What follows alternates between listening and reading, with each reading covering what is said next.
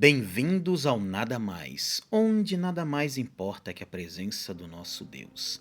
Queridos e queridas, estejam ligados hoje no Espírito Santo porque Deus vai falar tremendamente ao seu coração. Portanto, se não é inscrito, se inscreva neste canal, curta, comenta, compartilha, manda aí para 10 pessoas que precisam ouvir a mensagem de hoje.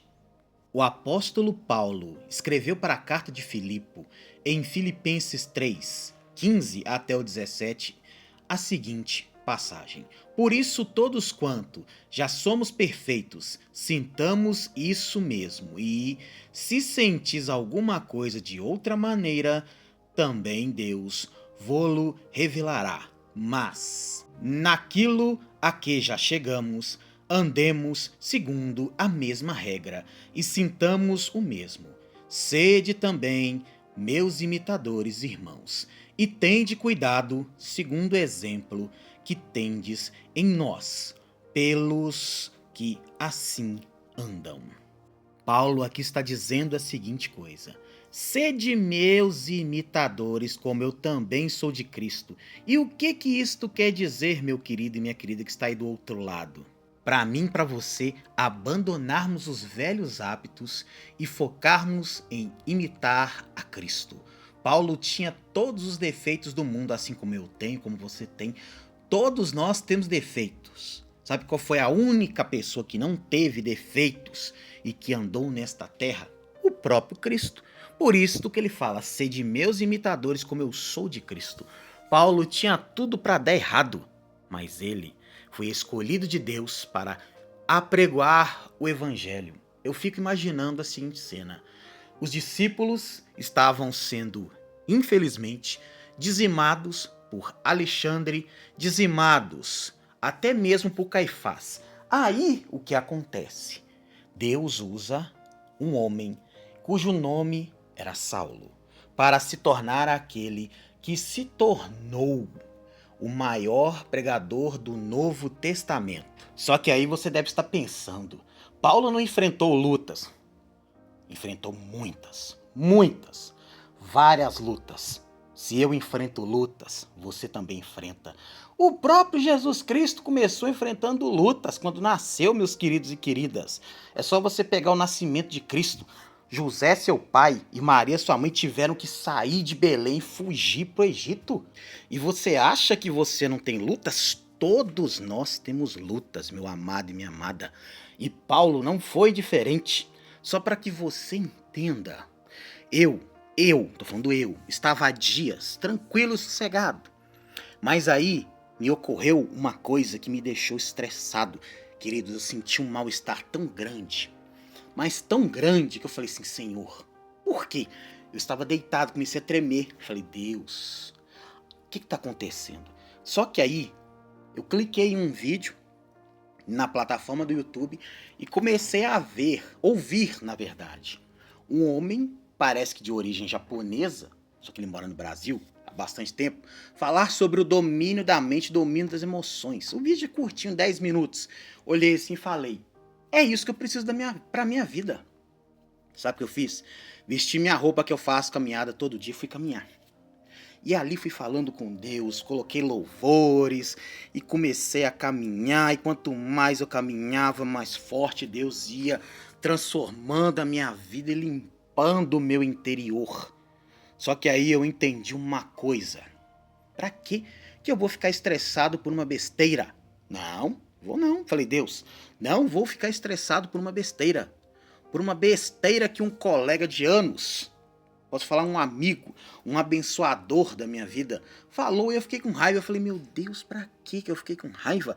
Se eu não estou ficando com raiva ultimamente com nada, eu vou ficar com raiva disso?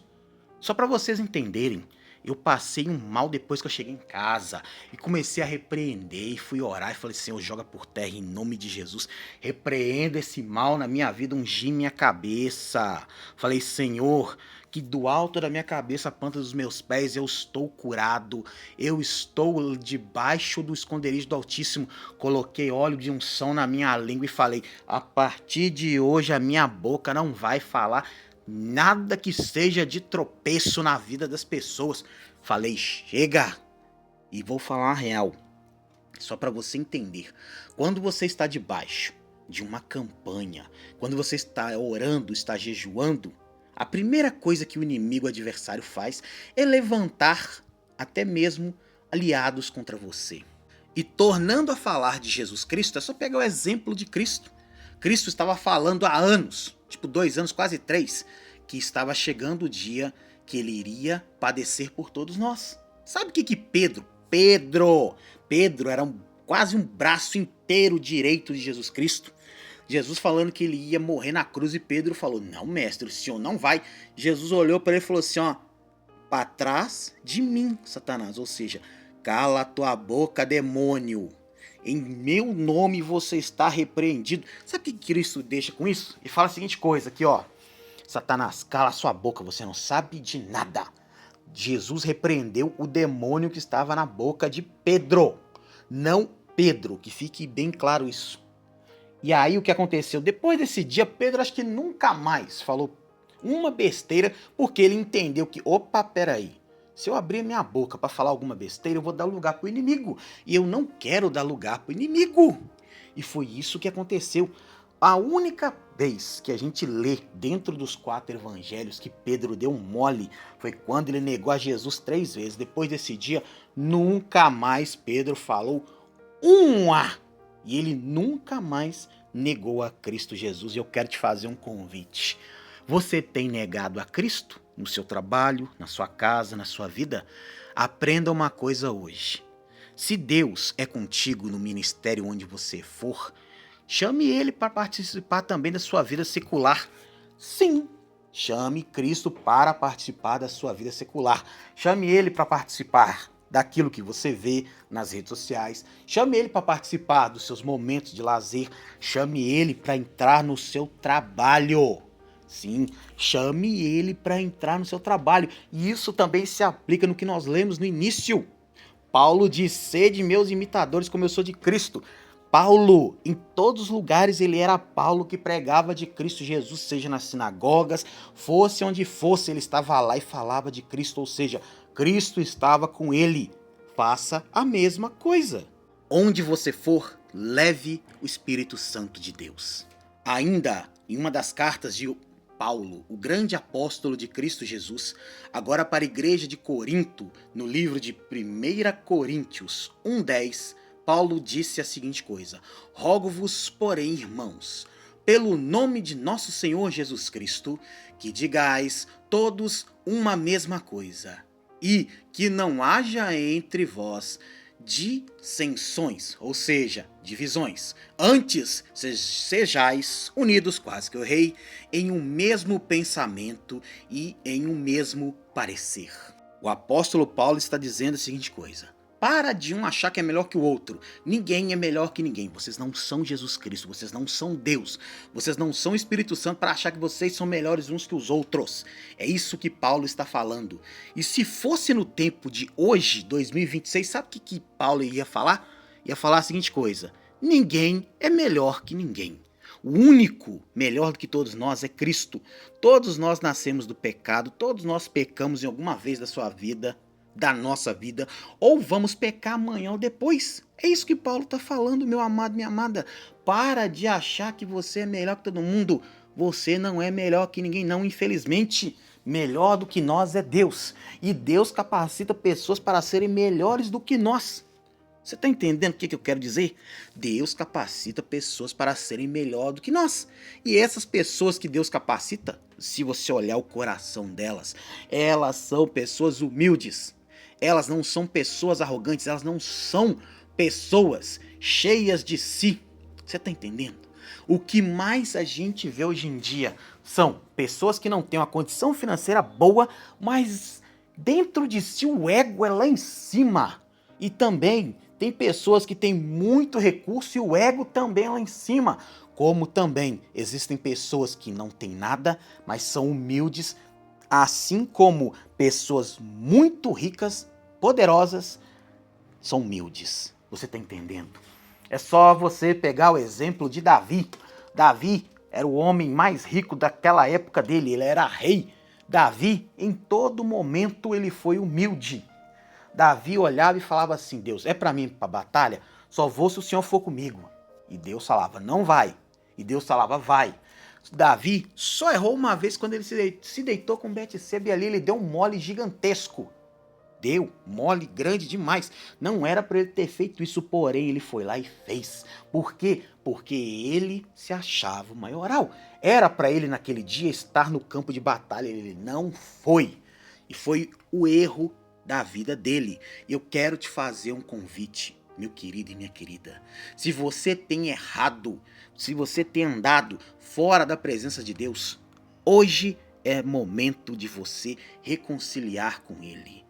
Daqui a pouco, quando nós formos orar, nós vamos fazer uma oração de reconciliação. Vamos pedir ao Senhor para que cada um que está fora da presença dEle, mesmo estando dentro da casa de Deus, nós possamos voltar à presença do Pai. E não é só hoje, não, são todos os dias. E novamente, em 1 Coríntios, capítulo 11, verso 1, Paulo fala a seguinte coisa: sede meus imitadores, como também eu de Cristo. Você viu durante 3 anos, ou se você conhece, os 3 anos de ministério de Cristo, você viu Cristo falando mal de alguém? Chutando balde, chutando a barraca, chutando cachorro, chutando pessoas? Não. Você viu Jesus Cristo tacando pedras? Não. Você viu Cristo Jesus fazendo alguma coisa que desagradasse a Deus? Não. Quem desagrada a Deus somos nós, eu e você. Paulo, como eu já falei anteriormente, ele desagradou a Deus. Mas no dia que ele teve o encontro face a face com Cristo Jesus, na estrada que levava para Damasco, sabe o que Paulo fez? Ficou 3 dias sem visão, mas em um jejum tão absurdo que ele, em 72 horas, orava e jejuava, e ficou 3 dias orando, jejuando, até que Deus tocou em Ananias, que era um dos seus discípulos, e falou com ele: vai até a casa de Simão, que fica na rua direita, e toca na visão de Paulo, porque ele é para mim um vaso escolhido. E Simão disse: mas Senhor, este cara é mau, ele fez isso e isso com todo mundo. E Deus falou: esquenta não, meu caro, a partir de hoje ele será aquele que foi perseguidor e agora vai ser perseguido. Por causa de mim, ele vai pregar o evangelho.